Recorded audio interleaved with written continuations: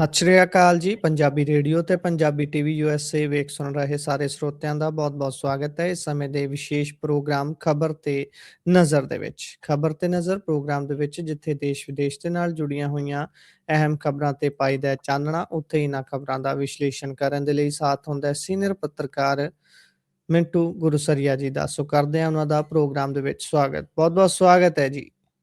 ਜੀ ਸ਼ੁਕਰੀਆ ਸਾਰਿਆਂ ਨੂੰ। ਸਤਿ ਸ੍ਰੀ ਅਕਾਲ ਜੀ। ਸਤਿ ਸ਼੍ਰੀ ਅਕਾਲ ਜੀ। ਸੋ ਅੱਜ ਦੇ ਪ੍ਰੋਗਰਾਮ ਦੇ ਸਪਾਂਸਰਸ ਦਾ ਕਰਦੇ ਚਲੀਏ ਧੰਨਵਾਦ। ਖਾਲਸਾ ਇੰਸ਼ੋਰੈਂਸ ਲੰਬੇ ਸਮੇਂ ਤੋਂ ਇੰਸ਼ੋਰੈਂਸ ਦੇ ਖੇਤਰ ਦੇ ਵਿੱਚ ਸੇਵਾਵਾਂ ਨਿਭਾ ਰਹੇ ਨੇ। ਸੰਪਰਕ ਨੰਬਰ ਹੈ 4082722500। ਟਿਰਕਿਆਣਾ ਇਮੀਗ੍ਰੇਸ਼ਨ ਲਾ ਫਰਮ। ਜੇ ਟਿਰਕਿਆਣਾ ਹੋਣਾ ਨਾਲ ਸੰਪਰਕ ਕਰ ਸਕਦੇ ਹੋ ਜੇਕਰ ਇਮੀਗ੍ਰੇਸ਼ਨ ਬਾਬਤ ਕਿਸੇ ਤਰ੍ਹਾਂ ਦੀ ਸਲਾਹ ਕਰਨੀ ਹੈ। Krishan Dhanota Yuba City. Baljinder Singh Nijjar Woodland. GN lube ਵਾਲੇ ਟਰੱਕ ਵਾਸ਼ ਕਰਦੇ ਨੇ, ਆਇਲ ਚੇਂਜ ਕਰਦੇ ਨੇ, 에ਅਰ ਬ੍ਰੇਕਸ ਦਾ ਕੰਮ ਤਸੱਲੀ ਬਖਸ਼ ਕਰਦੇ ਨੇ। ਤੁਸੀਂ ਇਹਨਾਂ ਦੇ ਕੋਲੋਂ ਨਵੇਂ ਪੁਰਾਣੇ ਟਾਇਰ ਵੀ ਖਰੀਦ ਸਕਦੇ ਹੋ। ਲੋਕੇਸ਼ਨ ਸੈਂਟਾਨੇਲਾ ਦੇ ਵਿੱਚ ਹੈ। ਨਿੰਮਾ ਸਹੂਤਾ ਹੋਣਾ ਦਾ ਨੰਬਰ ਹੈ 2092770113। Jaswinder Singh Nagra Roseville. Avtar Singh Sangha Yuba City. Baldev Singh Kang Yuba City. ਬਹੁਤ-ਬਹੁਤ ਧੰਨਵਾਦ ਹੈ ਇਹਨਾਂ ਸਾਰੇ ਸਪਾਂਸਰਸ ਦਾ। ਮਿੰਟੂ ਜੀ, ਹੁਣ ਜੇਕਰ ਆਈਏ ਖਬਰਾਂ ਦੇ ਵੱਲ ਤਾਂ ਬਹੁਤ ਸਾਰੇ ਕੇਸਾਂ ਦੇ ਵਿੱਚ, ਨਾਮੀ ਕੇਸਾਂ ਦੇ ਵਿੱਚ ਸ਼ਾਮਲ ਰਹੇ ਸਾਬਕਾ ਪੰਜਾਬ ਪੁਲਿਸ ਦੇ ਆਈਜੀ ਨੇ ਆਪਣੇ ਆਪ ਨੂੰ ਗੋਲੀ ਮਾਰੀ ਹੈ। ਹੁਣ ਤੱਕ ਪਤਾ ਲੱਗ ਰਿਹਾ ਹੈ ਵੀ ਹਾਲਤ ਖਾਸੀ ਗੰਭੀਰ ਹੈ ਜੀ। ਕੀ ਕਾਰਨ ਰਿਹਾ ਇਹ ਸਾਰਾ ਕੁਝ ਕਰਨ ਦਾ? ਕੁਝ ਮੁੱਢਲੀ ਜਾਣਕਾਰੀ ਆਈ ਹੈ ਜੀ ਸਾਹਮਣੇ? ਬਿਲਕੁਲ ਗੁਰਪ੍ਰੀਤ, ਮੈਂ ਜਿਹੜੀ ਇਹ ਘਟਨਾ ਵਾਪਰੀ ਹੈ ਨਾ, ਮੈਂ ਪਹਿਲਾਂ ਇਹਦੇ ਸੰਦਰਭ 'ਚ ਇੰਨੀ ਗੱਲ ਜ਼ਰੂਰ ਕਹਿਣੀ ਚਾਹਾਂਗਾ ਕਿ ਮੈਂ ਪਿਛਲੇ ਕਈ ਮਹੀਨਿਆਂ ਤੋਂ ਇਸ ਬਾਬਤ ਲੋਕਾਂ ਨੂੰ ਸੁਚੇਤ ਅਪੀਲ ਕਰਨ ਤੋਂ ਇਲਾਵਾ ਬਈ ਗੱਲਾਂ ਬਾਤਾਂ 'ਚ ਵੀ ਜੇ ਕੋਈ ਮਿਲਦਾ ਹੈ ਮੈਂ ਬਹੁਤ ਵਾਰੀ ਇਹਦੇ ਤੇ ਵੀਡੀਓਜ਼ ਬਣਾ ਚੁੱਕਾ ਕਿ ਜੀ ਬਈ ਇਹ ਤੁਹਾਨੂੰ ਬਹੁਤ ਵੱਡੇ ਇੱਕ ਫਰਾਡ ਦੇ ਵਿੱਚ ਉਲਝਾਇਆ ਜਾਂਦਾ ਹੈ। ਤਾਂ ਇੱਕ ਪੁਲਿਸ ਆਫੀਸਰ ਜਿਹਨੇ ਸਾਰੀ ਜ਼ਿੰਦਗੀ ਆਪਣੀ ਸਰਵਿਸ ਨੂੰ ਦਿੱਤੀ ਆ, ਬੜੇ ਕੇਸਾਂ ਨੂੰ ਟਰੇਸ ਕੀਤਾ ਹੋਊ, ਬੜਾ ਕੁਛ ਕੀਤਾ ਹੋਊ, ਕਿਵੇਂ ਤੁਸੀਂ ਵੇਖੋ ਕਿ ਮੌਤ ਦੇ ਮੂੰਹ 'ਚ ਜਾ ਪਿਆ ਹੈ। ਬੜੀ ਹੈਰਾਨਗੀ ਦੀ ਗੱਲ ਹੈ। ਜੀ ਹੁਣ ਜੇ ਇਸ ਸੁਸਾਈਡ ਨੋਟ ਨੂੰ, ਜਿਹੜਾ ਕਿ ਸ਼ਾਇਦ 11-12 ਪੰਨਿਆਂ ਦਾ ਹੈ, ਜੇ ਇਸ ਨੂੰ ਤੁਸੀਂ ਦੇਖੋਗੇ ਤਾਂ ਉਹਦੇ ਵਿੱਚ ਇੱਕ ਗੱਲ ਸਾਫ਼ ਹੈ ਕਿ ਕਿਸੇ ਗਰੁੱਪ ਦੇ ਥਰੂ, ਮਤਲਬ ਤੁਸੀਂ ਕੋਈ ਗਰੁੱਪ ਹੈ WhatsApp ਦਾ, ਉਹਨੂੰ ਜੁਆਇਨ ਕਰਦੇ ਹੋ, ਪਹਿਲਾਂ ਤੁਹਾਨੂੰ ਭਰੋਸੇ 'ਚ ਲਿਆ ਜਾਂਦਾ ਹੈ, ਬਕਾਇਦਾ ਮਤਲਬ ਕਿ ਟ੍ਰੇਨਡ ਲੋਕ ਹੁੰਦੇ ਨੇ, ਐਂ ਦਿਖਾਇਆ ਜਾਂਦਾ ਹੈ ਕਿ ਵਾਕਿਆ ਇਹ ਜਿੱਦਾਂ ਕੋਈ ਸਾਡਾ ਟ੍ਰੇਨਿੰਗ ਸੈਸ਼ਨ ਚੱਲ ਰਿਹਾ ਹੈ। ਫਿਰ ਉਸ ਤੋਂ ਬਾਅਦ ਤੁਹਾਨੂੰ ਇੱਕ ਐਪ ਡਾਊਨਲੋਡ ਕਰਵਾ ਲਈ ਜਾਂਦੀ ਆ। ਫਿਰ ਉਸ ਤੋਂ ਬਾਅਦ ਡੈਸ਼ਬੋਰਡ ਤੇ ਤੁਹਾਡਾ ਬੈਲੈਂਸ ਆਉਣਾ ਸਟਾਰਟ ਹੋ ਜਾਂਦਾ ਹੈ। ਇਹ ਬਹੁਤ ਵੱਡਾ ਫਰਾਡ ਹੈ ਸਾਹਿਬ, ਬਹੁਤ ਵੱਡਾ। ਇਨਫੈਕਟ ਜੀ ਮੈਂ ਪਿਛਲੇ ਸਾਲ ਸ਼ਾਇਦ ਇਹਦੇ ਤੇ ਵੀਡੀਓ ਕੀਤਾ ਸੀ, ਇੱਕ ਬਕਾਇਦਾ ਜਾਗਰੂਕ ਕਰਨ ਵਾਸਤੇ ਕਿ ਕਿਸ ਤਰ੍ਹਾਂ ਜੀ ਹੁੰਦਾ ਹੈ। ਤਾਂ ਮਤਲਬ ਫਿਰ ਕੀ ਆ ਕਿ ਇਹ ਲੋਕ ਜਦੋਂ ਦੇਖਦੇ ਆ ਕਿ ਇੰਨੇ ਪਰਸੈਂਟ ਇਜ਼ਾਫਾ, ਇੰਨੇ ਪਰਸੈਂਟ ਦਾ ਵਾਧਾ, ਉਹ ਜਦ ਕਿ ਉਹ ਸਭ ਕੰਟਰੋਲਡ ਹੁੰਦੀਆਂ ਨੇ ਚੀਜ਼ਾਂ। ਜੀ ਤੁਹਾਨੂੰ ਜੋ ਮੁਨਾਫਾ ਸ਼ੋ ਹੁੰਦਾ ਡੈਸ਼ਬੋਰਡ ਤੇ, ਉਹ ਸਭ ਕੰਟਰੋਲਡ ਹੁੰਦੀਆਂ ਨੇ, ਕਿਉਂਕਿ ਉਹ ਐਪ ਨੂੰ ਚਲਾਈ ਹੋ ਰਹੇ ਹੁੰਦੇ ਆ। ਜੀ ਤਾਂ ਮਤਲਬ ਕਿ ਇਹ ਇਸ ਤਰ੍ਹਾਂ ਦਾ ਕੇਸ ਹੈ। ਕਿਉਂਕਿ ਜਦੋਂ ਆਪਾਂ ਦੇਖਦੇ ਆ, ਮੈਨੂੰ ਲੱਗਦਾ ਕਿ ਬਹੁਤੇ ਤਾਂ ਪੁਲਿਸ ਵਾਲਿਆਂ ਨੂੰ ਵੀ ਨਹੀਂ ਇਸ ਜਿਹੇ ਮਾਮਲੇ ਦਾ ਪਤਾ ਹੋਣਾ ਕਿ ਸਾਡੇ ਆਈਜੀ ਨੇ, ਸਾਬਕਾ ਆਈਜੀ ਨੇ ਗੋਲੀ ਮਾਰੀ ਕਾਤੋਂ, ਜੀ ਫਰਾਡ ਹੋਇਆ ਕਿਵੇਂ। ਤਾਂ ਮਤਲਬ ਕਿ ਇਸ ਤਰ੍ਹਾਂ ਹੁੰਦਾ ਕਿ ਉਹਨਾਂ ਦੀ ਆਪਣੀ ਐਪ ਹੁੰਦੀ ਆ, ਉਹ ਆਪ ਹੀ ਏਦਾਂ ਮੁਨਾਫੇ ਸ਼ੋਅ ਕਰੀ ਜਾਂਦੇ ਆ। ਤਾਂ ਬੰਦਾ ਫਿਰ ਹਲਕ ਦਾ ਮਾਰਿਆ ਪਾਈ ਜਾਂਦਾ, ਪੈਸੇ ਪਾਈ ਜਾਂਦਾ ਵੀ ਯਾਰ ਇਹ ਤਾਂ ਵਧੀ ਜਾਂਦੇ ਆ।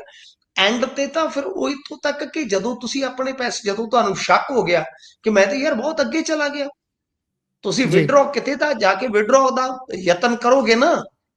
ਜੀ ਜਦ ਤੁਸੀਂ ਵਿਡਰੋ ਦਾ ਯਤਨ ਕਰੋਗੇ ਤਦ ਵੀ ਉਹ ਕਹਿੰਦੇ ਨੇ ਕਿ ਦੇਖੋ ਤੁਸੀਂ ਇੰਨੇ ਲੱਖ ਰੁਪਈਆ ਤੁਹਾਡਾ ਟੈਕਸ ਬਣਦਾ ਹੈ, ਆ ਵਾਹ ਆ।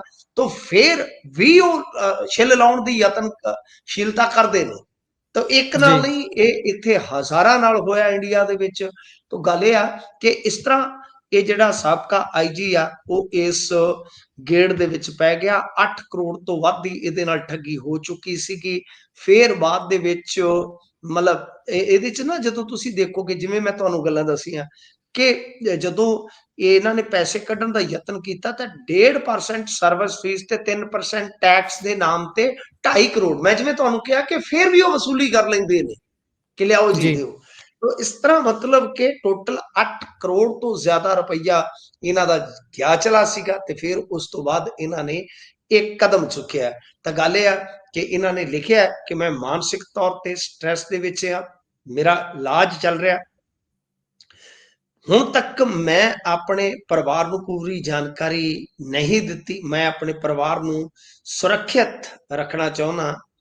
ਜਿਨ੍ਹਾਂ ਲੋਕਾਂ ਤੋਂ ਮੈਂ ਉਧਾਰ ਲਿਆ ਹੈ, ਉਹਨਾਂ ਨੂੰ ਵੀ ਮੈਂ ਮਤਲਬ ਕਿ ਕਹੂੰਗਾ ਕਿ ਮੈਨੂੰ ਮਾਫ ਕਰ ਦਿਓ, ਤੇ ਠੱਗਾਂ ਬੰਨਿਓ ਜੇ ਵਸੂਲੀ ਹੁੰਦੀ ਆ ਤਾਂ ਉਹ ਰਕਮ ਜਿਹੜੀ ਆ ਮੇਰੇ ਪਰਿਵਾਰ ਨੂੰ ਵਾਪਸ ਦਵਾਈ ਜਾਵੇ। ਤਾਂ ਮਤਲਬ ਕਿ ਇਹ ਸਾਰਾ ਕੁਝ ਇਸ ਤਰ੍ਹਾਂ ਹੋਇਆ ਜੀ ਕਿ ਅਮਰ ਸਿੰਘ ਚਾਹਲ ਨੇ ਗੋਲੀ ਮਾਰੀ ਆ। ਰਿਟਾਇਰਮੈਂਟ ਤੋਂ ਬਾਅਦ ਇਹ ਰਹਿ ਰਹੇ ਸਨ ਪਟਿਆਲੇ, ਤੇ ਜਿਵੇਂ ਹੀ ਜੀ ਖਬਰ ਪਹੁੰਚੀ ਪੁਲਿਸ ਨੂੰ, ਫਿਰ ਪੁਲਿਸ ਦੇ ਵਿੱਚ ਤੇ ਤਰਥੱਲੀ ਮਚ ਗਈ। ਫਿਰ ਉਹ ਤੋਂ ਬਾਅਦ ਜੇ ਤੁਸੀਂ ਵੇਖੋਗੇ ਤਾਂ ਹਸਪਤਾਲ ਖੜਿਆ ਗਿਆ। ਸਾਬਕਾ ਜਿਹੜੇ ਪੁਲਿਸ ਅਧਿਕਾਰੀ ਨੇ ਢਿੱਲੋਂ ਸਾਹਿਬ, ਗੁਰਿੰਦਰ ਸਿੰਘ ਢਿੱਲੋਂ, ਉਹਨਾਂ ਨੇ ਕਿਹਾ ਕਿ ਮਤਲਬ ਕਿ ਸਰਜਰੀ ਹੋ ਗਈ ਆ, ਮੇਜਰ ਸਰਜਰੀ ਹੋਈ ਆ ਕੋਈ, ਤੇ ਉਦਾਂ ਹਾਲੇ ਬਚ ਗਏ, ਪਰ ਦੱਸਦੇ ਕਿ ਕ੍ਰਿਟੀਕਲ ਹਾਲਤ ਆ। ਬਾਈਬਲ ਕਲਾ ਗੋਲੀकांड ਦੇ ਵਿੱਚ ਵੀ ਜਿਹੜੇ ਦੋਸ਼ੀਆਂ ਦੀ ਸੂਚੀ 'ਚ ਤੁਸੀਂ ਦੇਖੋਗੇ ਤਾਂ ਉਹਨਾਂ ਦੋਸ਼ੀਆਂ ਦੇ ਵਿੱਚ ਵੀ ਅਮਰ ਚਾਹਲ ਦਾ ਜ਼ਿਕਰ ਆ। ਖੈਰ, ਜੀ ਇਹ ਅੱਜ ਦੀ ਸਭ ਤੋਂ ਵੱਡੀ ਖਬਰ ਸੀ। ਜੇ ਆਪਾਂ ਦੇਖੀਏ ਗੁਰਪ੍ਰੀਤ, ਬਹੁਤ ਹੀ ਵੱਡੀ ਖਬਰ ਸੀ ਜਿਸ ਨੇ ਸਾਰਿਆਂ ਨੂੰ ਹਿਲਾ ਕੇ ਰੱਖ ਦਿੱਤਾ ਹੈ। ਪਰ ਮੁੱਖ ਤੌਰ ਤੇ ਮੇਰਾ ਸਵਾਲ, ਮੇਰਾ ਕੰਸਰਨ ਆਲਵੇਜ਼ ਉਹੀ ਕਿ ਇੰਡੀਆ 'ਚ ਪਤਾ ਹੀ ਨਹੀਂ ਕਿੰਨੇ ਕੁ ਸ਼ਿਕਾਰ ਬਣਾਏ ਜਾਂਦੇ ਨੇ ਇਸੇ ਤਰ੍ਹਾਂ ਹੀ ਲੋਕ, ਜੀ ਕਿੰਨੇ ਕੁ ਜੀ ਡਿਜੀਟਲ ਅਰੈਸਟ ਦੇ ਨਾਮ ਤੇ, ਹੈਕਿੰਗ ਦੇ ਨਾਮ, ਪਤਾ ਹੀ ਨਹੀਂ। ਇਹ ਬਹੁਤ ਵੱਡੀ ਕਹਾਣੀ ਹੈ ਗੁਰਪ੍ਰੀਤ। ਬਹੁਤ ਬੰਦੇ ਮਰ ਰਹੇ ਨੇ, ਬਹੁਤ ਬੰਦੇ ਉਜੜ ਰਹੇ ਨੇ, ਪਰ ਜੇ ਤੁਸੀਂ ਵੇਖੋਗੇ ਤਾਂ ਇਹ ਕਦੇ ਵੀ ਇਹਦੇ ਤੇ ਨਾ ਡਿਬੇਟ ਵੇਖਣ ਨੂੰ ਮਿਲਦਾ, ਨਾ ਇਹ ਪੋਲੀਟੀਕਲ ਮੁੱਦਾ ਬਣਦਾ। ਅੱਜ ਇਹ ਹਾਈ ਪ੍ਰੋਫਾਈਲ ਮਾਮਲਾ ਬਣਿਆ, ਤੇ ਅੱਜ ਸ਼ਾਇਦ ਹੁਣ ਮਾੜਾ ਮੋਟਾ ਪੰਜਾਬੀਆਂ ਨੂੰ ਪਤਾ ਲੱਗੂਗਾ ਕਿ ਠੱਗੀ ਦਾ ਬਈ ਜ਼ਰੀਆ ਇਦਾਂ ਵੀ ਹੁੰਦਾ ਹੈ। ਜੀ ਬਿਲਕੁਲ। ਇਸ ਤੋਂ ਅੱਗੇ ਜੇਕਰ ਚੱਲੀਏ ਤਾਂ ਉਧਰ ਨਤੀਜੇ ਬੇਸ਼ੱਕ ਆ ਚੁੱਕੇ ਨੇ, ਪਰ ਰੇੜਕਾ ਕਈ ਜਗ੍ਹਾ ਹੱਲੇ ਵੀ ਬਰਕਰਾਰ ਹੈ ਜੀ। ਕੀ ਹੈ ਇਹ ਰੇੜਕਾ? ਰੇੜਕਾ ਮੁੱਖ ਤੌਰ ਤੇ ਹੈਗਾ ਭਾਜਪਾ ਦਾ। ਤੁਸੀਂ ਵੇਖੋ ਨਾ, ਜੀ ਗੱਲ ਇਹ ਆ ਕਿ ਚੰਨੀ ਸਾਹਿਬ ਨੇ ਇੱਕ ਦਲੀਲ ਦਿੱਤੀ ਸੀ ਕਿ ਬੈਲਟ ਪੇਪਰ ਜਿਹੜੇ ਆ ਉਹ ਨਕਲੀ ਛਪਵਾਏ ਨੇ। ਹਾਲਾਂਕਿ ਉਹਨਾਂ ਨੇ ਬੈਲਟ ਪੇਪਰ ਜਿਹੜੇ ਨਕਲੀ ਛਪਾਉਣ ਦੀ ਗੱਲ ਕਹੀ ਸੀਗੀ, ਉਹ ਅੱਜ ਤੱਕ ਤੱਥ ਸਥਾਪਿਤ ਤੇ ਨਹੀਂ ਹਾਸਲ ਕਰ ਸਕੀ ਜੋ ਉਹਨਾਂ ਨੇ ਗੱਲ ਆਖੀ। ਪਰੰਤੂ ਉਹ ਕਾਂਗਰਸ ਦੇ ਉਲਟ ਜ਼ਰੂਰ ਆ, ਕਾਂਗਰਸ ਨੂੰ ਜ਼ਰੂਰ ਫਸਾ ਗਈ ਕਿ ਬਈ ਤੁਸੀਂ ਤੇ ਆਨੇ ਹੋ ਕਿ ਬਈ ਅਸੀਂ ਈਵੀਐਮ ਤੋਂ ਬੈਲਟ ਪੇਪਰ ਤੇ ਆਈਏ, ਤੇ ਤੁਹਾਡੇ ਤੇ ਬੈਲਟ ਪੇਪਰ ਤੇ ਆਪ ਹੀ ਚੰਨੀ ਸਾਹਿਬ ਕਹੀ ਜਾਂਦੇ ਕਿ ਹੇਰ ਫੇਰ ਹੋ ਜਾਂਦਾ ਹੈ।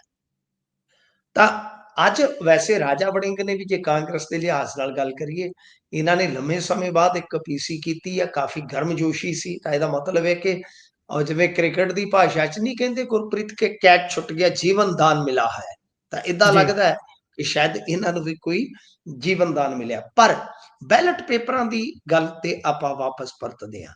ਤਾਂ ਭਾਜਪਾ ਨੇ ਇੱਕ ਦਿਲਚਸਪ ਦੋਸ਼ ਲਾਇਆ। ਤੁਸੀਂ ਕਹੋਗੇ ਕਿ ਦਿਲਚਸਪ ਦੋਸ਼ ਕਿਵੇਂ? ਕਿਉਂਕਿ ਜਿਹੜੇ ਦੋਸ਼ ਦੇ ਵਿੱਚ ਨਿਰੋਲ ਸਿਆਸਤ ਹੋਵੇ, ਬਿਆਨਬਾਜ਼ੀ ਹੋਵੇ, ਜੁਮਲੇਬਾਜ਼ੀ ਹੋਵੇ, ਉਹ ਕੱਲਾ ਦੋਸ਼ ਹੋ ਸਕਦਾ, ਪਰ ਜਿਨ੍ਹਾਂ ਦੋਸ਼ਾਂ ਦੇ ਵਿੱਚ ਡਾਟਾ ਹੋਵੇ, ਅੰਕੜੇ ਹੋਣ, ਫਿਰ ਆਪਾਂ ਉਹਨੂੰ ਕਹਾਂਗੇ ਕਿ ਉਹ ਦਿਲਚਸਪ ਦੋਸ਼ ਹੀ ਹੈ।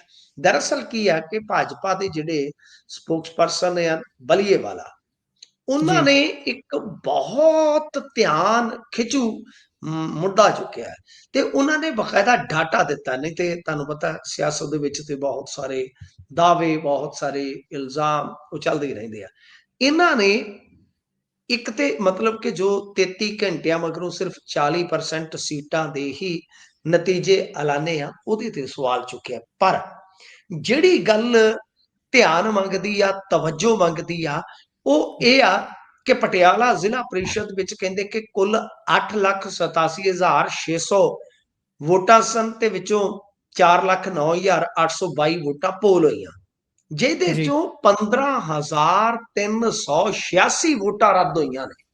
ਇੱਕ ਜੀ ਬਹੁਤ ਵੱਡਾ ਮੈਂ ਸਮਝਦਾ ਵਾਂ ਗੁਰਪ੍ਰੀਤ, ਚੰਕ ਹੈ ਵੋਟਾਂ ਦਾ ਕਿ ਜਿਹੜਾ ਰੱਦ ਹੋ ਗਿਆ।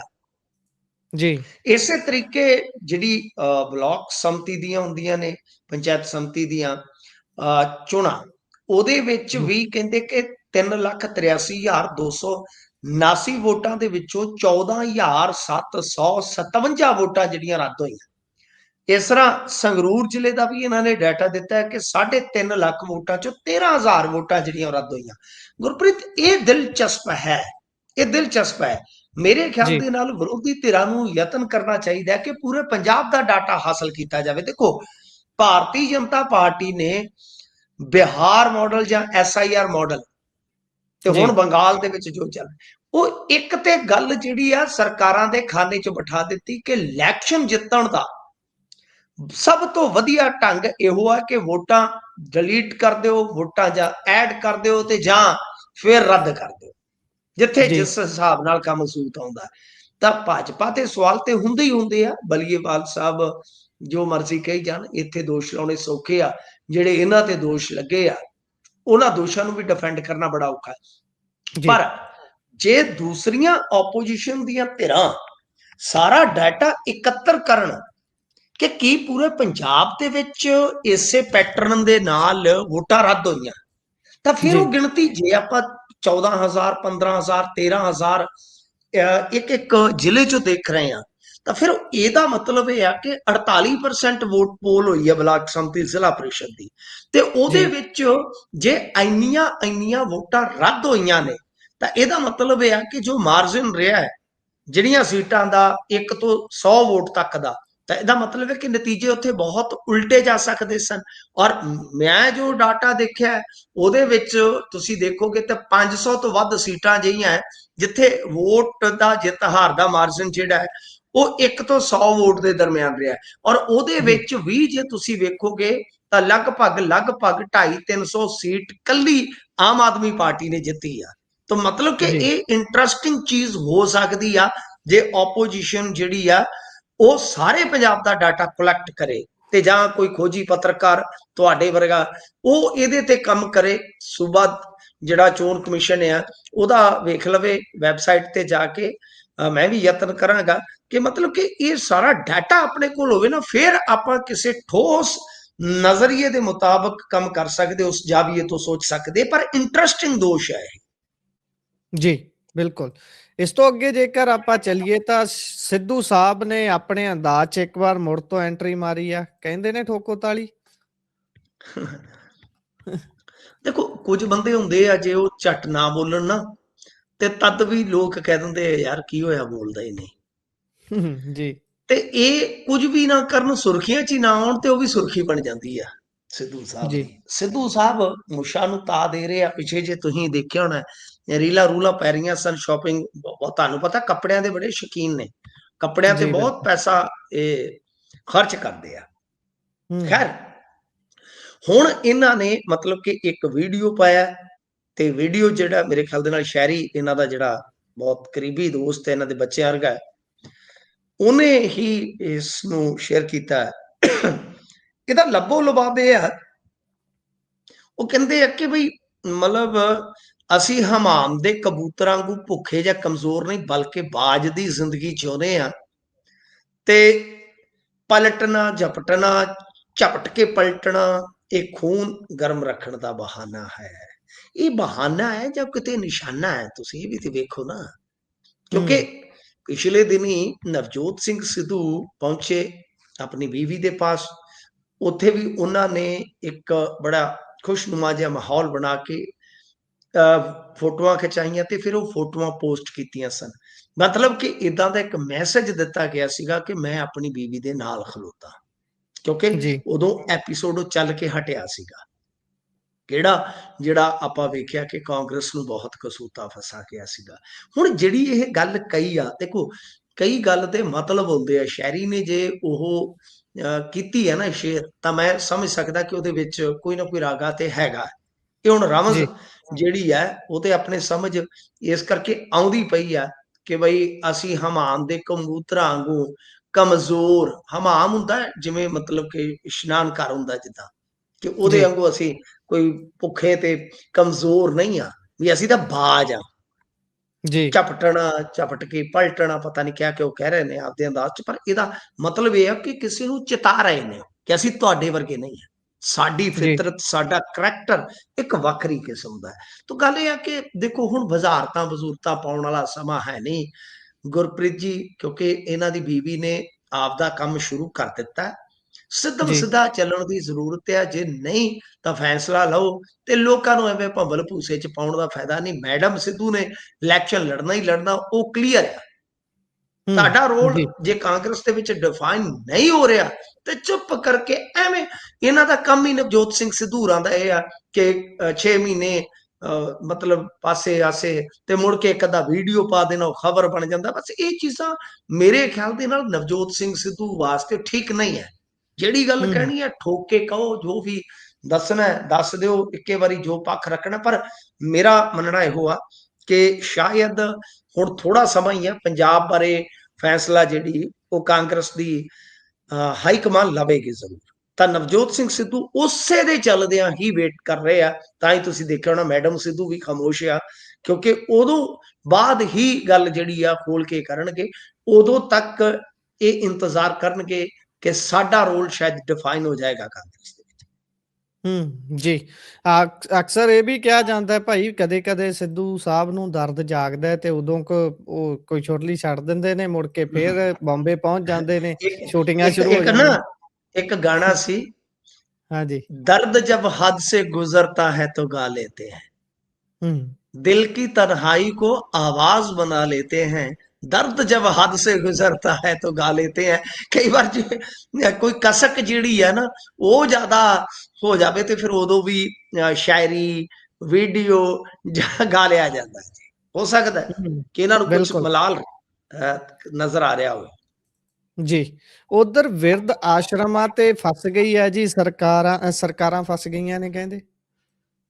ਦੇਖੋ ਬਿਰਧ ਆਸ਼ਰਮਾਂ ਵਾਲੀ ਜਿਹੜੀ ਹੈ ਨਾ ਇੱਕ ਪਟੀਸ਼ਨ ਸੀ ਗੁਰਪ੍ਰੀਤ, ਤੇ ਬਹੁਤ ਸਮਾਂ ਪਹਿਲਾਂ, ਇਨਫੈਕਟ ਜੇ ਮੈਂ ਨਹੀਂ ਭੁੱਲਦਾ ਤੇ ਉਦੋਂ ਮਤਲਬ ਅਕਾਲੀ ਭਾਜਪਾ ਸਰਕਾਰ ਸੀ ਤੇ ਉਹ ਵੀ ਰਿਪੀਟ ਹੋਈ ਸੀਗੀ ਜੇ ਤੁਸੀਂ ਵੇਖੋਗੇ ਤਾਂ। ਕਿਉਂਕਿ ਕੁਝ ਪਟੀਸ਼ਨਾਂ ਮੈਨੂੰ ਯਾਦ ਆ, ਜਿਵੇਂ ਡਰੱਗ ਤੇ ਇੱਕ ਪਟੀਸ਼ਨ ਸੀ, ਇੱਕ ਇਹ ਪਟੀਸ਼ਨ ਸੀ। ਤਾਂ ਉਹਦੇ ਚ ਕੀ ਸੀਗਾ ਕਿ ਇੱਕ ਨਾ ਕਾਨੂੰਨ ਆ, ਮਾਤਾ ਪਿਤਾ ਤੇ ਜਿਹੜੇ ਬਜ਼ੁਰਗ ਨਾਗਰਿਕ ਆ ਉਹਨਾਂ ਦਾ ਰੱਖ ਰਖਾਵ ਤੇ ਕਲਿਆਣ ਐਕਟ 2007 ਵਾਲਾ, ਉਹਦੀ ਧਾਰਾ ਜੀ, 19 ਦੇ ਤਹਿਤ ਹਰ ਜ਼ਿਲ੍ਹੇ ਦੇ ਵਿੱਚ ਘੱਟ ਤੋਂ ਘੱਟ ਇੱਕ ਸਰਕਾਰੀ 올ਡ ਏਜ ਹੋਮ ਬਣਾਉਣ ਦੀ ਮੱਦ ਹੈ। ਜੀ, ਠੀਕ ਹੈ ਜੀ।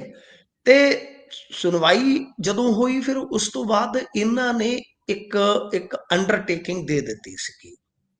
ਹੂੰ, ਪੰਜਾਬ ਸਰਕਾਰ ਨੇ ਕਿਹਾ ਸੀਗਾ ਕਿ 22 ਤੱਕ ਅਸੀਂ 21 ਜ਼ਿਲ੍ਹਿਆਂ ਦੇ ਵਿੱਚ, ਕਿਉਂਕਿ ਉਦੋਂ 21 ਜ਼ਿਲ੍ਹੇ ਹੀ ਸੀਗੇ ਨਾ, ਜੀ, ਤੇ ਅਸੀਂ ਇਹ 22 ਦੀ ਗੱਲ ਆ, ਇਹਨਾਂ ਨੇ ਅੰਡਰਟੇਕਿੰਗ ਦੇਤੀ ਕਿ ਅਸੀਂ 21 ਜ਼ਿਲ੍ਹਿਆਂ ਦੇ ਵਿੱਚ, ਤੇ ਹਰਿਆਣਾ ਸਰਕਾਰ ਨੇ ਕਿਹਾ ਕਿ ਅਸੀਂ ਸਾਰੇ ਜ਼ਿਲ੍ਹਿਆਂ ਦੇ ਵਿੱਚ ਆਪਣੇ 올ਡ ਜੀ, ਏਜ ਹੋਮ ਬਣਾ ਦੇਵਾਂਗੇ। ਜਿਸ ਤੋਂ ਬਾਅਦ ਕਹਿ ਲਓ ਕਿ ਸੌਰੀ ਇਹ 20 ਦੀ ਗੱਲ ਆ, ਤੇ ਪੰਜਾਬ ਸਰਕਾਰ ਨੇ ਕਿਹਾ ਸੀਗਾ ਕਿ ਅਸੀਂ 22 ਤੱਕ, ਤੇ ਹਰਿਆਣਾ ਸਰਕਾਰ ਨੇ ਕਿਹਾ 24 ਤੱਕ ਅਸੀਂ ਸਾਰੇ ਜ਼ਿਲ੍ਹਿਆਂ 'ਚ ਬਣਾ ਦੇਵਾਂਗੇ। ਪਰ ਉਸ ਤੋਂ ਬਾਅਦ ਕੀ ਹੋਇਆ ਕਿ ਇਹਨਾਂ ਸਰਕਾਰਾਂ ਨੇ ਉਹ ਕੰਮ ਜਿਹੜਾ ਨਹੀਂ ਕੀਤਾ। ਹੁਣ ਜੀ, ਜਿਵੇਂ ਮੋਹਾਲੀ ਆ, ਮੋਹਾਲੀ ਦੇ ਵਿੱਚ ਜ਼ਮੀਨ ਜਿਹੜੀ ਹੈ ਉਹਦਾ ਚੱਕਰ ਪੈ ਜਾਂਦਾ, ਤੁਹਾਨੂੰ ਪਤਾ ਹੈ। ਦੂਜੇ ਜ਼ਿਲ੍ਹਿਆਂ 'ਚ ਤਾਂ ਮਤਲਬ ਚਲੋ ਜ਼ਮੀਨ ਸਸਤੀ ਆ। ਹੁਣ ਇਹਦੇ 'ਚ ਮਤਲਬ ਕਿ ਗਮਾਡਾ ਨੇ ਪੇਸ਼ਕਸ਼ ਤੇ ਜ਼ਰੂਰ ਕੀਤੀ ਸੀ, ਡਿਪਾਰਟਮੈਂਟਲ ਮਨਜ਼ੂਰੀ ਵੀ ਮਿਲ ਗਈ, ਪਰ ਜੀ, ਜ਼ਮੀਨ ਦਾ ਟ੍ਰਾਂਸਫਰ ਨਾ ਹੋਇਆ। ਤੇ ਇਸ ਤਰ੍ਹਾਂ ਜੀ, ਮਤਲਬ ਕਿ ਦਿੱਕਤਾਂ ਨੇ। ਤਾਂ ਇਹ ਫਿਰ ਜਿਵੇਂ ਹੁੰਦੇ ਨੇ ਕੰਟੈਂਪਟ ਆਪਾਂ ਕਹਿ ਦਿੰਦੇ ਆ, ਅਵਗਿਆ, ਉਹ ਪਟੀਸ਼ਨ ਪੈ ਗਈ। ਕਿਉਂਕਿ ਜਦੋਂ ਤੁਸੀਂ ਕੋਰਟ ਨੂੰ ਇੱਕ ਵਾਰੀ ਲਿਖਤੀ ਦੇ ਦਿੱਤਾ ਕਿ ਅਸੀਂ ਆਹ ਕੰਮ ਕਰ ਦੇਵਾਂਗੇ, ਜੇਕਰ ਤੁਸੀਂ ਨਹੀਂ ਕਰਦੇ ਤਾਂ ਕੰਟੈਂਪਟ ਪੈ ਜਾਂਦੀ ਹੈ, ਔਰ ਸਰਕਾਰ ਦੇ ਖਿਲਾਫ ਪਈ ਕੰਟੈਂਪਟ ਬਹੁਤ ਮਾੜੀ ਹੁੰਦੀ ਹੈ ਜੀ। ਸੋ ਇਸ ਹੂੰ, ਕਰਕੇ ਇਹ ਦੋਨੇ ਹੀ ਸਰਕਾਰਾਂ ਜਿਹੜੀਆਂ ਨੇ ਉਹ ਫਸ ਗਈਆਂ। ਤੇ ਬਹਰਹਾਲ ਗੱਲ ਕੀ ਆ ਕਿ ਹੁਣ ਪਾਰਟੀ ਬਣਾਏ ਗਏ ਵੱਡੇ ਵੱਡੇ ਅਫਸਰ, ਜਿਵੇਂ ਪੰਜਾਬ ਦੇ ਚੀਫ ਸੈਕਟਰੀ, ਗਮਾਡਾ ਦੇ ਚੀਫ ਐਡਮਿਨਿਸਟ੍ਰੇਟਰ, ਹਰਿਆਣਾ ਦੇ ਜਿਹੜੇ ਚੀਫ ਸੈਕਟਰੀ ਤੇ ਜੋ ਸਮਾਜਿਕ ਸੁਰੱਖਿਆ ਡਿਪਾਰਟਮੈਂਟ ਦੇ ਅਧਿਕਾਰੀ ਆ। ਮਤਲਬ ਕਿ ਬਹੁਤ ਕਸੂਤੀਆਂ ਕਰ ਗਈਆਂ ਦੋਵੇਂ ਸਰਕਾਰਾਂ। ਅੰਡਰਟੇਕਿੰਗ ਇਹਨਾਂ ਨੇ ਦਿੱਤੀ ਹੋਈ ਸੀ, ਤਾਂ ਉਹਦੇ 'ਚ ਹੁਣ ਜਦੋਂ ਇਹਨਾਂ ਨੇ ਉਹ ਕੰਮ ਡਨ ਨਹੀਂ ਕੀਤਾ ਤੇ ਕੰਟੈਂਪਟ ਪੈ ਗਏ। ਪਰ ਇਹ ਤੁਸੀਂ ਵੇਖੋ ਕਿ ਪਹਿਲੀ ਗੱਲ ਕਿੱਡੀ ਇਹ ਇੰਡੀਆ ਦੇ ਵਿੱਚ ਮੈਂ ਸਮਝਦਾ ਨਮੋਸ਼ੀਜਨਕ ਗੱਲ ਆ ਕਿ ਬਜ਼ੁਰਗਾਂ ਵਾਸਤੇ ਸਾਨੂੰ ਜਿੱਥੇ ਮਤਲਬ ਕਿ ਸਰਵਣ ਹੋਇਆ, ਸਰਵਣ ਜੀ, ਪੁੱਤ ਛੇਤੀ ਕਰ ਸਰਵਣ ਬੱਚਾ ਪਾਣੀ ਪਿਲਾ ਦੇ ਹੋਏ ਅੰਤਲੇ ਨੇ ਮਾਪੇ ਤੇਰੇ ਜਾਨ ਬਚਾ ਦੇ ਹੋਏ। ਤਾਂ ਗੱਲ ਇਹ ਆ ਕਿ ਉਸ ਸਰਵਣ ਦੀ ਧਰਤੀ ਤੇ ਅੱਜ ਸਰਵਣ ਪੁੱਤ, ਤੇ ਤੁਹਾਨੂੰ ਪਤਾ ਹੀ ਹੈ ਸਾਡੇ ਜ਼ਿਲ੍ਹੇ 'ਚ ਕੀ ਹੋਇਆ ਸੀ, ਕਿੱਡੇ ਅਫਸਰਾਂ ਦੀ ਮਾਂ ਜਿਹੜੀ ਸੀ ਉਹ ਵੇਖਿਆ ਸੀ ਕਿਸ ਹਾਲਤ ਦੇ ਵਿੱਚ ਪਤਾ ਨਹੀਂ ਮਾਰੀ ਗਈ ਸੀ ਮੇਰੇ ਖਿਆਲ ਦੇ ਨਾਲ, ਕਿੱਡੇ ਜੀ, ਅਫਸਰ ਤਕੜੇ ਸੀ, ਬਹੁਤ ਰੌਲਾ ਪਿਆ ਸੀ। ਤਾਂ ਮਤਲਬ ਕਿ ਇਹ ਹੀ ਸ਼ਰਮਨਾਕ ਗੱਲ ਆ। ਔਰ ਇਸ ਤੋਂ ਵੀ ਅਗਲੀ ਸ਼ਰਮਨਾਕ ਗੱਲ ਇਹ ਆ ਕਿ ਜਿਹੜੀ ਸਰਕਾਰ ਬਜ਼ੁਰਗਾਂ ਵਾਸਤੇ ਕਹਿੰਦੀ ਆ ਕਿ ਤੀਰਥ ਯਾਤਰਾ ਸ਼ੁਰੂ ਕਰਾਂਗੇ ਜੀ ਅਸੀਂ, ਬੁਢਾਪਾ ਪੈਨਸ਼ਨ ਦਿੰਨੇ ਆ ਜੀ, ਫਲਾਂ ਕਰਦੇ, ਤਾਂ ਉਹ ਇੱਕ ਜ਼ਿਲ੍ਹੇ ਦੇ ਵਿੱਚ ਜ਼ਿਲ੍ਹਾ ਪੱਧਰ ਦਾ ਆਸ਼ਰਮ ਨਹੀਂ ਜੀ, ਬਣਾ ਸਕੇ। ਇੱਕ ਨਾ ਮੈਂ ਤੁਹਾਨੂੰ ਹੋਰ ਦੱਸਦਾ, ਹੁਣ ਤਾਂ ਮੈਂ ਗਿਆ ਨਹੀਂ, ਮੈਂ ਇੱਕ ਸਟੋਰੀ ਕੀਤੀ ਸੀ, ਬਾਦਲ ਪਿੰਡ ਦੇ ਵਿੱਚ ਵੀ ਇੱਕ ਬਿਰਧ ਆਸ਼ਰਮ ਹੈ ਜੀ, ਜੀ, ਤੇ ਉਹ ਇੰਨਾ ਮਤਲਬ ਕਿ ਵਧੀਆ ਸੀ, ਮੈਂ ਉਹਦੇ ਤੇ ਸਟੋਰੀ ਕੀਤੀ ਸੀ ਆਪਣੇ ਅਖਬਾਰ ਵਾਸਤੇ, ਲਗਭਗ ਕੋਈ ਅੱਜ ਤੋਂ 12-13 ਸਾਲ ਪਹਿਲਾਂ। ਤੋਂ ਜੀ, ਉਦੋਂ ਮੈਨੂੰ ਜਾਣ ਦਾ ਮੌਕਾ ਮਿਲਿਆ, ਵੱਖ-ਵੱਖ ਬਜ਼ੁਰਗਾਂ ਨੂੰ ਮੈਂ ਮਿਲਿਆ ਤੇ ਕਿਹਾ ਹੀ, ਕਿਉਂਕਿ ਉਦੋਂ ਸਰਕਾਰ ਸੀ ਇਹਨਾਂ ਦੀ। ਤਾਂ ਮਤਲਬ ਕਿ ਇਸ ਤਰ੍ਹਾਂ ਮੈਂ ਉਹ ਇੱਕ ਬਿਰਧ ਆਸ਼ਰਮ ਦੇਖਿਆ ਜਿਹੜਾ ਬੜਾ ਹੀ ਉਦੋਂ ਲਗਜ਼ਰੀ ਸਹੂਲਤਾਂ ਨਾਲ ਲੈਸ ਸੀਗਾ। ਤਾਂ ਹੁਣ ਜੇ ਸਰਕਾਰ ਆਪਣੇ ਪੱਧਰ ਤੇ ਨਹੀਂ ਬਣਾ ਸਕਦੀ, ਸਰਕਾਰ ਆਪਣੇ ਪੱਧਰ ਤੇ ਇੱਕ ਜ਼ਿਲ੍ਹੇ 'ਚ ਓਲਡ ਏਜ ਹੋਮ ਨਹੀਂ ਬਣਾ ਸਕਦੀ, ਤੇ ਮੇਰੇ ਖਿਆਲ ਦੇ ਨਾਲ ਲੱਖ ਲਾਹਨਤ ਆ ਕਿ ਘੱਟੋ ਜੀ, ਘੱਟ ਚਲੋ ਜਿਹੜੇ ਪੁੱਤ ਕਪੁੱਤ ਨਿਕਲ ਆਏ, ਧੀਆਂ ਨੇ ਵੀ ਸਾਥ ਨਾ ਦਿੱਤਾ, ਉਹ ਤਾਂ ਬਦਕਿਸਮਤ ਹੈ ਨਹੀਂ। ਤਾਂ ਘੱਟੋ ਜੀ, ਘੱਟ ਸਰਕਾਰ ਦਾ ਤੇ ਫਰਜ਼ ਬਣਦਾ ਹੈ ਨਾ। ਤੇ ਜੇ ਜ਼ਿਲ੍ਹੇ 'ਚ ਇੱਕ ਤੁਸੀਂ ਓਲਡ ਏਜ ਹੋਮ ਨਹੀਂ ਬਣਾ ਸਕਦੇ ਤੇ ਫਿਰ ਕੀ ਕਰੀਏ, ਕੁਝ ਨਹੀਂ ਕਿਹਾ ਜਾ ਸਕਦਾ ਫਿਰ। ਜੀ, ਬਿਲਕੁਲ। ਉਧਰ ਲਾਪਤਾ ਸਰੂਪਾਂ ਦੇ ਮਾਮਲੇ ਦੇ ਵਿੱਚ ਸਿੱਟ ਦਾ ਗਠਨ ਹੋਇਆ ਜੀ। ਸਿੱਟ ਵੈਸੇ ਕਹਿੰਦੇ ਨੇ ਵੀ ਸਿੱਟ ਉਹ ਹੁੰਦੀ ਹੈ ਜਿਹੜੀ ਸਿੱਟ ਦਿੱਤੀ ਜਾਵੇ ਬਣਾ ਕੇ। ਨਹੀਂ ਨਹੀਂ ਇਹ ਹੁਣ ਤੁਸੀਂ ਥੋੜਾ ਜਿਹਾ ਆਪਦੇ ਢੰਗ ਨਾਲ ਕਰ ਰਹੇ ਹੋ, ਤੇ ਸੈੱਟ ਦਾ ਸੈੱਟ ਹੋਇਆ ਹੀ ਤੇ ਮਜੀਠੀਆ ਬੈਠਾ ਆ ਨਾ। ਹੂੰ, ਉਹ ਫਿਰ ਆਪਦੇ ਹਿਸਾਬ ਨਾਲ ਮੈਨੂੰ ਇਉਂ ਲੱਗਦਾ ਕਿ ਇਹ ਵੀ ਸਿੱਟ ਉਹੋ ਜੀ ਬਣਾਈ ਆ ਇਹਨਾਂ ਨੇ ਉਹਦੇ ਜੀ, ਵਿੱਚ, ਕਿਉਂਕਿ ਐਸਜੀਪੀਸੀ ਦੇ ਨਾਲ ਤਾਂ ਤੁਹਾਨੂੰ ਪਤਾ ਹੀ ਆ ਬਈ ਜੁੜਿਆ ਹੋਇਆ ਅਕਾਲੀ ਦਲ ਬਾਦਲ, ਤੇ ਅੱਜ ਕੱਲ ਐਸਜੀਪੀਸੀ ਤੇ ਸਰਕਾਰ ਵੈਸੇ ਵੀ ਆਮੋ ਸਾਹਮਣੇ ਆ। ਤੇ ਇਸ ਤੋਂ ਇਲਾਵਾ ਜੇ ਤੁਸੀਂ ਵੇਖੋਗੇ ਤਾਂ ਬਹੁਤ ਕਾਲੀ ਕਾਲੀ ਚ ਕੰਮ ਹੋ ਰਹੇ ਆ, ਜਿਵੇਂ ਡੱਲੇਵਾਲ ਸਾਹਿਬ ਹੋਰਾਂ ਨੇ ਸ਼ਿਰਕਤ ਕੀਤੀ ਉੱਥੇ, ਪ੍ਰੋਟੈਸਟ ਕੀਤਾ, ਫਿਰ ਸਪੀਕਰ ਸਾਹਿਬ ਪਹੁੰਚਦੇ ਆ ਵਗੈਰਾ ਵਗੈਰਾ। ਇਹ ਸਾਰੀਆਂ ਗੱਲਾਂ ਤੇ ਆਪਾਂ ਜਾਵਾਂਗੇ ਨਹੀਂ ਕਿਉਂਕਿ ਇਹ ਗੱਲਾਂ ਆਪਾਂ ਪਹਿਲਾਂ ਕਰ ਚੁੱਕੇ ਆ। ਉਸ ਤੋਂ ਜੀ, ਬਾਅਦ ਪਰਚਾ ਹੁੰਦਾ ਸੇਮ ਡੇ, ਤੇ ਉਸ ਤੋਂ ਬਾਅਦ ਫੇਰ ਤੁਸੀਂ ਵੇਖੋਗੇ ਤੇ ਹੁਣ ਐਸਆਈਟੀ ਵੀ ਬਣਾ ਦਿੱਤੀ ਗਈ ਆ। ਐਸਆਈਟੀ ਦਾ ਮਤਲਬ ਸਾਫ਼ ਆ ਕਿ ਕੁਝ ਮੁਲਜ਼ਮ ਜਿਹੜੇ ਇਹਦੇ ਵਿੱਚ ਬਣਾਏ ਗਏ ਸਨ ਉਹ ਭੱਜ ਕੇ ਗਏ ਅਗਾਊ ਜ਼ਮਾਨਤ ਵਾਸਤੇ, ਸ਼ਾਇਦ ਉਹਨਾਂ ਦੀ ਜ਼ਮਾਨਤ ਅਰਜੀ ਵੀ ਰੱਦ ਹੋ ਗਈ। ਹੁਣ ਮਸਲਾ ਜਿਹੜਾ ਹੈ ਨਾ, ਮਸਲਾ ਇਹ ਆ ਗੁਰਪ੍ਰੀਤ ਕੇ ਕੀ ਇਸ ਐਸਆਈਟੀ ਦੇ ਜ਼ਰੀਏ ਫਿਰ ਕੋਈ ਖੇਡ ਹੋਣ ਜਾ ਰਿਹਾ ਹੈ, ਇੱਕ ਵੱਡਾ ਜੀ, ਸਵਾਲ ਆ। ਕਿਉਂ? ਕਿਉਂਕਿ ਗੱਲ ਝੂਠ ਸੱਚ ਦੀ ਨਹੀਂ ਹੁੰਦੀ, ਗੱਲ ਤੁਹਾਨੂੰ ਪਤਾ ਹੀ ਆ, ਗੱਲ ਤੇ ਸੱਤਾ ਦੇ ਵਿੱਚ ਬੈਠੇ ਲੋਕਾਂ ਦੀ ਤੇ ਵਿਰੋਧੀਆਂ ਦੇ ਵਿੱਚ ਬੈਠੇ ਲੋਕਾਂ ਦੀ ਆਪਸ ਦੀ ਟਸਲ ਦੀ ਹੁੰਦੀ ਆ। ਤਾਂ ਕੀ ਸਰਕਾਰ ਹੁਣ ਇੱਕ ਬਹੁਤ ਸੋਚ ਸਮਝ ਕੇ ਗੇਮ ਖੇਡ ਰਹੀ ਹੈ ਕਿ ਆਪਾਂ ਅਕਸਰ ਦੇਖਿਆ ਕਿ ਮਜੀਠੀਆ ਦੇ ਖਿਲਾਫ ਜਾਂ ਆਪਾਂ ਇੱਕ ਰੌਲਾ ਪੈਂਦੇ ਆ ਵੇਖਿਆ ਨਾ ਕਿ ਬੰਦੇ ਖੜੇ ਕਰ ਦਿੱਤੇ ਜਾਂਦੇ, ਉਹਨਾਂ ਤੋਂ ਬਿਆਨ ਦਵਾਏ ਜਾਂਦੇ ਆ। ਕੀ ਜੀ, ਇਹ ਗੱਲ ਨਿਕਲਦੀ ਕਿਸੇ ਵੱਡੇ ਬੰਦੇ ਤੱਕ ਲਿਜਾਣ ਦਾ ਯਤਨ ਹੋਏਗਾ? ਬਸ ਮੁੱਕਦੀ ਗੱਲ ਹੈ, ਮੁੱਕਦੀ ਗੱਲ ਜੀ, ਹੈ।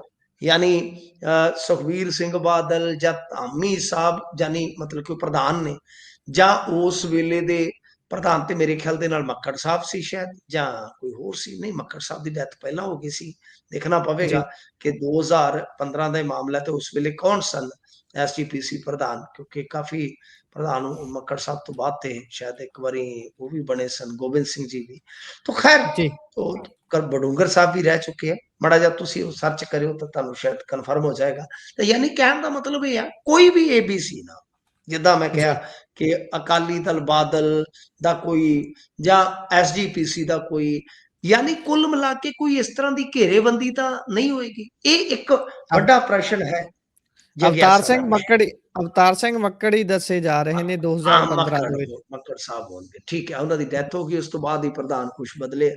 ਬਿਲਕੁਲ ਤੁਹਾਡੀ ਗੱਲ ਦਰੁਸਤ ਆ, ਠੀਕ ਆ। ਤਾਂ ਹੁਣ ਮੱਕੜ ਸਾਹਿਬ ਤੇ ਸੰਸਾਰ ਚ ਹੈ ਨਹੀਂ। ਜੀ ਔਰ ਫਿਰ ਜਿਹੜੇ ਉਸ ਵੇਲੇ ਜਿਹੜੇ ਸੈਕਟਰੀ ਹੁੰਦੇ ਸਨ, ਮਤਲਬ ਹਰਚਰਨ ਸਿੰਘ, ਉਹਨਾਂ ਦਾ ਵੀ ਜੀ ਇੰਤਕਾਲ ਹੋ ਗਿਆ ਸੀਗਾ। ਜੀ ਰੂਪ ਸਿੰਘ VRS ਲੈ ਗਏ ਸਨ, ਮੈਨੂੰ ਯਾਦ ਹੈ, ਕੁਛ ਨਾਮ ਯਾਦ ਹੈ। ਤਾਂ ਮਤਲਬ ਕਿ ਕੀ ਇਸ ਤਰ੍ਹਾਂ ਦਾ ਯਤਨ ਹੋਏਗਾ, ਇਹ ਇੱਕ ਜਗਿਆਸਾ ਦਾ ਵਿਸ਼ਾ ਹੈ। ਤੇ ਦੂਜੀ ਗੱਲ ਇਹ ਹੈ ਕਿ ਅੱਜ ਇੱਕ ਹੋਰ ਬਿਆਨ ਧਿਆਨ ਮੰਗਦਾ ਹੈ ਕਿ ਜਿਹੜੇ ਛੋਟੇ ਢੀਂਡਸਾ ਸਾਹਿਬ ਨੇ, ਪਰਮਿੰਦਰ ਸਿੰਘ ਢੀਂਡਸਾ, ਉਹਨਾਂ ਨੇ ਤੇ ਸ਼ਰੇਆਮ ਕਹਿ ਦਿੱਤਾ ਹੈ ਕਿ ਜੇਕਰ SGPC ਇਲੈਕਸ਼ਨ ਜਲਦੀ ਨਾ ਕਰਵਾਇਆ ਗਿਆ ਤੇ ਅਸੀਂ ਵੱਡਾ ਸੰਘਰਸ਼ ਵਿੱਢਣ ਜਾ ਰਹੇ ਹਾਂ। ਇਹ ਵੀ ਸੰਕੇਤ ਜੀ ਕੁਝ ਕਹਿੰਦੇ ਆ। ਕਿਉਂ? ਕਿਉਂਕਿ ਮੇਰੇ ਖਿਆਲ ਦੇ ਨਾਲ ਪੁਨਰ ਸੁਰਜੀਤੀ ਅਕਾਲੀ ਦਲ ਹੋਇਆ, ਗਿਆਨੀ ਹਰਪ੍ਰੀਤ ਸਿੰਘ ਦਾ ਅਸਤੀਫੇ ਦਾ ਚਰਚਾ ਬੜਾ ਆਇਆ, ਤੁਹਾਨੂੰ ਪਤਾ, ਜੇ ਅਖਬਾਰਾਂ ਵੀ ਕੁਝ ਬੋਲ ਰਹੀਆਂ ਸਨ। ਤਾਂ ਕਹਿਣ ਦਾ ਜੀ ਮਤਲਬ ਇਹ ਹੈ ਕਿ ਹੁਣ ਕੀ ਇਹ ਲੜਾਈ ਫੈਸਲਾਕੁਨ ਦੌਰ ਦੇ ਵਿੱਚ ਦਾਖਲ ਹੋਣ ਜਾ ਰਹੀ ਹੈ SGPC ਦਾ? ਕਿਉਂਕਿ ਜਿਸ ਤਰ੍ਹਾਂ ਆਪਾਂ ਦੇਖਿਆ, ਅਕਾਲੀ ਦਲ ਬਾਦਲ ਨੂੰ ਥੋੜਾ ਠੁੰਮਣਾ ਜ਼ਰੂਰ ਮਿਲਿਆ। ਕੀ ਉਹਨਾਂ ਨੂੰ ਜੀ ਲੱਗਦਾ ਕਿ ਇਹਨਾਂ ਨੂੰ ਜ਼ਿਆਦਾ ਸਮਾਂ ਨਾ ਦਿੱਤਾ ਜਾਵੇ ਤੇ ਕਰਾ ਕੇ SGPC ਦਾ ਇਲੈਕਸ਼ਨ ਜਿਹੜਾ ਹੈ ਉਹ ਕਰਵਾ ਲਿਆ ਜਾਵੇ, ਤਾਂ ਕਿ ਇੱਥੇ ਹੀ ਸੁਖਬੀਰ ਸਿੰਘ ਬਾਦਲ ਦੀ ਪਾਰੀ ਖਤਮ ਕਰ ਲਈਏ? ਤਾਂ ਦੇਖਦੇ ਆ, ਇਹ ਵੀ ਇੰਟਰਸਟਿੰਗ ਹੈ। ਜੀ ਇਸ ਤੋਂ ਅੱਗੇ ਜੇਕਰ ਚਲੀਏ ਤਾਂ ਉਧਰ ਵਾਰਿਸ ਪੰਜਾਬ ਦੇ ਲੜਨਗੇ 27 ਵਾਲੀਆਂ ਚੋਣਾਂ, ਐਲਾਨ ਹੋ ਗਿਆ ਜੀ। ਹਾਂਜੀ, ਦੇਖੋ, ਇਹ ਪੰਥਕ ਰਾਜਨੀਤੀ ਦੀ ਉਹ ਖਬਰ ਹੈ। ਉਹਨਾਂ ਨੇ 2027 ਵਾਸਤੇ ਐਲਾਨ ਕਰ ਦਿੱਤਾ। ਦੇਖੋ, ਜਦੋਂ ਪਾਰਟੀ ਬਣਾ ਲਈ ਗੁਰਪ੍ਰੀਤ, ਜੀ ਇਹਨਾਂ ਨੇ ਫਿਰ ਇਲੈਕਸ਼ਨ ਤੇ ਲੜਨਾ ਹੀ ਲੜਨਾ। ਤਰਨਤਾਰਨ ਦੇ ਵਿੱਚ ਵੀ ਇਲੈਕਸ਼ਨ ਇੱਕ ਤਰ੍ਹਾਂ ਨਾਲ ਇਹਨਾਂ ਦਾ ਸਾਂਝਾ ਉਮੀਦਵਾਰ ਹੀ ਸੀਗਾ। ਹੁਣ ਗੱਲ ਇਹ ਆ ਕਿ ਮੁੱਖ ਦੀ ਗੱਲ ਜਿਹੜੀ ਆਪਣੀ ਉਹ ਇਹੋ ਆ ਕਿ ਅਮਰਤਪਾਲ ਸਿੰਘ ਦੀ ਗੈਰ ਹਾਜ਼ਰੀ 'ਚ ਹੀ ਇਹ ਦਲ ਇਲੈਕਸ਼ਨ 'ਚ ਜਾਏਗਾ, ਪਹਿਲਾ ਵੱਡਾ ਸਵਾਲ। ਜੀ ਤੇ ਜੇ ਗੈਰ ਹਾਜ਼ਰੀ 'ਚ ਜਾਏਗਾ ਤਾਂ ਫਿਰ ਕਿਸ ਤਾਕਤ ਨਾਲ, ਕਿਸ ਪੱਧਰ ਨਾਲ, ਕਿਸ ਦਾਇਰੇ ਨਾਲ ਅੱਗੇ ਵਧੇਗਾ? ਸਭ ਤੋਂ ਪਹਿਲਾਂ ਤੇ ਕਿ ਤੁਹਾਨੂੰ ਬੂਥ ਲੈਵਲ ਤੱਕ ਦਾ ਇੱਕ ਢਾਂਚਾ ਉਸਾਰਨਾ ਪਵੇਗਾ। ਫਿਰ ਤੁਹਾਡੇ ਜੀ ਕੋਲ ਆਪ ਦਾ ਸੰਵਿਧਾਨ, ਆਪ ਦੀ ਰਜਿਸਟ੍ਰੇਸ਼ਨ ਤੋਂ ਇਲਾਵਾ ਇੱਕ ਠੋਸ ਏਜੰਡਾ ਜਿਹੜਾ ਹੈ ਨਾ, ਜਿਹਦੇ ਵਿੱਚ ਸਾਰੇ ਵਰਗ ਤੁਹਾਡੇ 'ਚ ਯਕੀਨ ਪ੍ਰਗਟਾ ਸਕਦੇ ਹੋ, ਉਹ ਲਿਆਉਣਾ ਪਵੇਗਾ। ਤਦ ਹੀ ਹੈ। ਨਹੀਂ ਜੀ ਤਾਂ ਦੇਖੋ, ਗੱਲ ਇਹ ਹੈ ਨਾ, ਮਿਨੀਮਮ ਵੀ ਜੇ ਆਪਾਂ ਦੇਖੀਏ, ਜੇ ਕਿਸੇ ਗੇਮ 'ਚ ਰਹਿਣਾ ਤਾਂ ਘੱਟੋ ਘੱਟ ਐਤਕੀ ਜੇ ਆਪਾਂ ਦੇਖੀਏ, ਕਿਸੇ ਨੇ ਵੀ ਕਿੰਗ ਮੇਕਰ ਵੀ ਬਣਨਾ ਤਾਂ ਘੱਟੋ ਘੱਟ ਉਹਦੇ ਕੋਲ 10 ਵਿਧਾਇਕਾਂ ਦਾ ਸੈੱਟ ਹੋਣਾ ਚਾਹੀਦਾ, 10 ਤੋਂ 15 ਜੀ ਦਾ। ਜਿਹੋ ਜਿਹਾ ਜੀ ਕਰੰਟ ਸਿਨੈਰੀਓ ਹੈ ਤਾਂ ਉਹ ਫਿਰ ਕਿੰਗ ਮੇਕਰ ਦੀ ਭੂਮਿਕਾ 'ਚ ਵੀ ਆ ਸਕਦਾ। ਤਾਂ ਫਿਲਹਾਲ ਜੇ ਆਪਾਂ ਵੇਖੀਏ ਤਾਂ ਇਹਨਾਂ ਦੇ ਕੋਲ ਹਾਲੇ ਕੁਛ ਨਹੀਂ ਹੈਗਾ ਇਹੋ ਜਿਹਾ ਕਿ ਆਪਾਂ ਕਹਿ ਦਈਏ ਕਿ ਬਹੁਤ ਚਮਤਕਾਰੀ, ਕਿਉਂਕਿ ਪੈਚਸ ਦੇ ਵਿੱਚ ਤੇ ਕਿਤੇ ਕਿਤੇ ਚਲੋ ਪ੍ਰਦਰਸ਼ਨ ਕਰ ਸਕਦੇ ਕੁਝ ਖਾਸ ਇਲਾਕਿਆਂ 'ਚ, ਪਰ ਜੇ ਪੂਰੇ ਪੰਜਾਬ ਦੇ ਵਿੱਚ ਰਾਜਨੀਤਿਕ ਕੋਈ ਵੇਵ ਬਣਾਉਣੀ ਹੁੰਦੀ ਆ ਤਾਂ ਫਿਰ ਤੁਹਾਡੇ ਕੋਲ ਪ੍ਰੋਗਰਾਮ ਤੇ ਤੁਹਾਡੇ ਕੋਲ ਜਿਹੜਾ ਕੱਢ ਰਿਹਾ, ਇਹ ਦੋ ਚੀਜ਼ਾਂ ਹੋਣੀਆਂ ਬਹੁਤ ਜ਼ਰੂਰੀ ਹੋ ਜਾਂਦੀਆਂ ਨੇ ਜੀ। ਜੀ ਉਧਰ ਅਰਾਵਲੀ ਪਹਾੜਾਂ ਨੂੰ ਬਚਾਉਣ ਦੇ ਲਈ ਸੰਘਰਸ਼ ਹੁਣ ਸੱਚੀਓ ਸ਼ੁਰੂ ਹੋ ਗਿਆ। ਵੈਸੇ ਪਹਿਲਾਂ ਹੋਰ ਹੀ ਵੀਡੀਓ ਕਾਫੀ ਵਾਇਰਲ ਕਰਦੇ ਰਹੇ ਲੋਕ। ਨਹੀਂ, ਦੇਖੋ, ਅਰਾਵਲੀ ਪਰਬਤ ਨੂੰ ਬਚਾਉਣ ਲਈ ਜੋਧਪੁਰ ਦੇ ਵਿੱਚ ਅੱਜ ਲੋਕ ਉਤਰੇ ਨੇ ਮੈਦਾਨ ਦੇ ਵਿੱਚ। ਉੱਥੇ ਤੇ ਮੇਰੇ ਖਿਆਲ ਦੇ ਨਾਲ ਲਾਠੀ ਚਾਰਜ ਵੀ ਹੋਇਆ ਜੀ ਹੋਇਆ। ਤੇ ਸੀਕਰ ਦੇ ਵਿੱਚ ਵੀ ਸ਼ਾਇਦ ਪ੍ਰਦਰਸ਼ਨ ਹੋਇਆ। ਦਰਅਸਲ ਕੀ ਆ ਕਿ ਇਹ ਸਰਕਾਰ ਜਿਹੜੀ ਹੈ, ਨਰਿੰਦਰ ਮੋਦੀ ਦੀ ਸਰਕਾਰ ਹੈ ਜਿਹੜੀ, ਉਹ ਕਾਰਪੋਰੇਟ ਦੀ ਜਿੱਦਾਂ ਕਹਿ ਲਓ ਕਿ ਕਠਪੁਤਲੀ ਬਣ ਕੇ ਰਹਿ ਗਈ ਆ। ਜੀ ਤਾਂ ਗੱਲ ਇਹੋ ਆ ਕਿ ਅਰਾਵਲੀ ਦੀਆਂ ਜਿਹੜੀਆਂ ਪਹਾੜੀਆਂ, ਉਹਦੇ ਵਿੱਚ ਕੀ ਆ ਕਿ ਸੁਪਰੀਮ ਕੋਰਟ ਦੇ ਫੈਸਲੇ ਅਨੁਸਾਰ ਜ਼ਮੀਨ ਤੋਂ 100 ਮੀਟਰ ਜਾਂ ਉਸ ਤੋਂ ਜ਼ਿਆਦਾ ਉਚਾਈ ਵਾਲੀ ਜਿਹੜੀ ਹੁੰਦੀ ਹੈ ਜੋ ਵੀ, ਤਾਂ ਉਸਨੂੰ ਭੂ ਆਕ੍ਰਿਤੀ ਜਿਹੜੀ ਆ ਉਹ ਅਰਾਵਲੀ ਪਹਾੜੀ ਮੰਨਿਆ ਜਾਏਗਾ। ਠੀਕ ਹੈ ਜੀ। ਜੀ ਤਾਂ ਗੱਲ ਇਹ ਆ ਕਿ ਇਹਦੇ ਤੋਂ ਬਾਅਦ ਹੁਣ ਜੇ ਤੁਸੀਂ ਦੇਖੋਗੇ 100 ਮੀਟਰ, ਤਾਂ ਇਹਦੇ ਨਾਲ ਕੀ ਆ ਕਿ ਇਸ ਪੈਮਾਨੇ ਤੇ ਅਰਾਵਲੀ ਦੀਆਂ 90% ਯਾਨੀ ਇਸ ਲੜੀ ਹੈ ਨਾ, ਅਰਾਵਲੀ ਲੜੀ ਆ, ਕਿ ਜੀ ਉਹ ਸਾਰੀਆਂ ਜਿਹੜੀਆਂ ਇੱਕ ਕਾਨੂੰਨੀ ਪ੍ਰੋਟੈਕਸ਼ਨ ਰੱਖਦੀਆਂ ਉਸ ਦਾਇਰੇ ਚੋਂ ਜੀ ਬਾਹਰ ਹੋ ਜਾਣਗੀਆਂ। ਹੂੰ ਤਾਂ ਮਤਲਬ ਕਿ ਇਹ ਜਿਹੜਾ ਫੈਸਲਾ ਆਇਆ ਸੁਪਰੀਮ ਕੋਰਟ ਦਾ, ਵੈਸੇ ਅੱਜ ਕੱਲ ਤੁਹਾਨੂੰ ਪਤਾ ਹੈ ਕੋਰਟਾਂ ਵੀ ਕਮਾਲ ਹੀ ਕਰੀ ਜਾਂਦੀਆਂ ਨੇ। ਇੱਕ ਪਾਸੇ ਤੇ ਤੁਸੀਂ ਬਈ ਬੜਾ ਚਿੰਤਤ ਹੋ ਜਾਂਦੇ ਹੋ ਦਿੱਲੀ ਦੇ ਜੀ ਪ੍ਰਦੂਸ਼ਣ ਤੋਂ, ਤੇ ਦੂਜੇ ਪਾਸੇ ਆ ਕੀ ਕਰ ਰਹੇ। ਸੋ ਇਸ ਕਰਕੇ, ਕਿਉਂਕਿ ਸਮਝਿਆ ਜਾਂਦਾ ਹੈ ਕਿ ਜਿਵੇਂ ਹੀ ਇਹ ਲਾਗੂ ਹੋਏਗਾ ਤਿਵੇਂ ਹੀ ਜਿਹੜਾ ਕਾਰਪੋਰੇਟ ਆ ਇਹਨੂੰ ਬਿਲਕੁਲ ਖਾ ਜਾਏਗਾ। ਜੀ, ਅਰਾਵਲੀ ਜਿਹੜੀ ਪਰਬਤ ਲੜੀ ਹੈ ਨਾ, ਜੇ ਤੁਸੀਂ ਦੇਖੋਗੇ ਤਾਂ ਦਿੱਲੀ ਦੇ ਨਾਲ ਹੀ ਆ ਲੱਗਦੀ ਹੈ ਇੱਕ ਤਰ੍ਹਾਂ ਨਾਲ। ਜੀ, ਕਿੱਥੋਂ ਚੱਲਦੀ ਹੈ? ਤਾਂ ਰਾਜਸਥਾਨ ਦੇ ਵਿੱਚ ਵੈਸੇ ਤਾਂ 80% ਜਿਹੜਾ ਉਹ ਹਿੱਸਾ ਹੁੰਦਾ ਹੈ। ਤੋ ਇਸ ਕਰਕੇ ਇਹ ਹੁਣ ਕੰਮ ਜਿਹੜਾ ਹੈ ਉਹ ਸ਼ੁਰੂ ਤਾਂ ਹੋ ਗਿਆ ਹੈ, ਬਾਕੀ ਹੁਣ ਵੇਖੋ ਕੀ ਬਣਦਾ ਹੈ।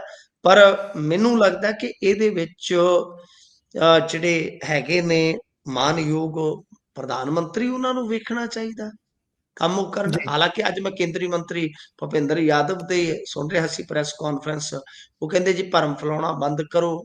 ਅਰਾਵਲੀ ਦੇ ਕੁੱਲ 1.44 ਲੱਖ ਵਰਗ ਕਿਲੋਮੀਟਰ ਖੇਤਰ ਦੇ ਵਿੱਚੋਂ ਮਾਤਰ 0.19% ਹਿੱਸੇ ਨੂੰ ਹੀ ਅਸੀਂ ਮਾਈਨਿੰਗ ਵਾਸਤੇ ਜਿਹੜਾ ਹੈ ਉਹ ਖੋਲ ਸਕਦੇ ਹਾਂ। ਤਾਂ ਮਤਲਬ ਕਿ ਮਾਈਨਿੰਗ ਦਾ ਹੀ ਇੱਕ ਖਤਰਾ। ਵੈਸੇ ਅਰਾਵਲੀ ਦੇ ਵਿੱਚ ਪਹਿਲਾਂ ਵੀ ਕਾਫੀ ਮਾਈਨਿੰਗ ਹੋ ਰਹੀ ਹੈ, ਸੋ ਇਸ ਕਰਕੇ ਜੀ। ਕਾਫੀ ਵੱਡਾ ਇਸ਼ੂ ਇਹ ਬਣ ਸਕਦਾ ਆਉਣ ਵਾਲੇ ਦਿਨਾਂ ਦੇ ਵਿੱਚ ਗੁਰਪ੍ਰੀਤ।